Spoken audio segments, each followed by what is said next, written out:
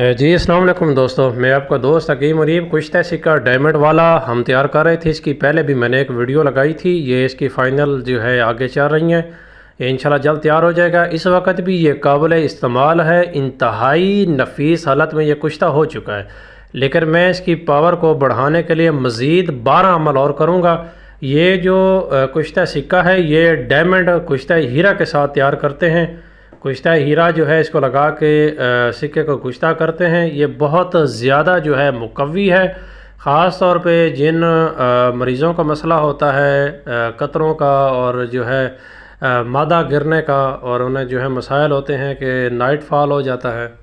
رات کو جو ہے سوتے ہوئے کپڑے خراب ہو جاتے ہیں، پتہ ہی نہیں چلتا، اور دوسرا اس کے علاوہ جو ہے پیشاب کے ساتھ قطرے گرنا شروع ہو جاتے ہیں، اور فیمیل میں جو ہے پرابلم ہوتا ہے لیکیوریا وغیرہ کا، اس کے لیے یہ بہت ہی زبردست کام کرتا ہے، اور یہ مقوی باہ بھی جو ہے اعلیٰ